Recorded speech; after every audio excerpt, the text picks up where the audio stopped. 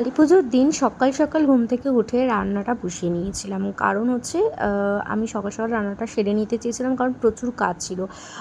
So রান্না করার পরে আমি একটু আমার ব্রেকফাস্টটা করে নিলাম। এদিকে গ্রিন টি আর দুটো ব্রাউন ব্রেডের মধ্যে একটু বাটার দিয়ে আমি একটু ব্রেকফাস্টটা কমপ্লিট করে নিলাম। দিয়ে স্নান মান সেরে একদম সোজা ঠাকুরঘরে গিয়ে ঠাকুরঘরটাকে আজকে সুন্দর করে সাজাবো ভেবেছি। পুজোটা দিয়ে নিয়েছিলাম ফার্স্টে। আর এই যে এই দুটো জিনিস মিশো থেকে অর্ডার করেছিলাম, কেমন এসছে জানিও। আর প্রদীপগুলো জলে ভিজিয়ে রেখেছিলাম আগে থেকে, যাতে তেলটা একটু কম টানে। এদিকে ফুলও আমি ঝুরঝুর করে ছিঁড়ে নিয়েছিলাম এগুলো দিয়ে ডেকোরেট করব বলে। এই বছরটা সেইভাবে আমি ডেকোরেট করে উঠতে পারিনি কিছু কারণের জন্য। প্রতিবার অনেক সুন্দর সুন্দরভাবে সাজাই, তো যাই হোক, এই তো এইভাবে আমার একটা পুরো ঘরটাকে মোম দিয়ে সাজিয়েছিলাম, কি দারুণ লাগছিল দেখতে। আর এই দিওয়ালির দিন না আমি অন্য রকমভাবে সাজাই। আর যাই হোক, তো আবার বিকেলবেলা আমি একটু মেহেন্দি পরেছিলাম, তারপর আমরা অনেক বাজি ফাটিয়েছি। এইভাবে আমাদের দিওয়ালিটা কাটলো। তোমাদের কেমন লাগলো জানিও। বাই।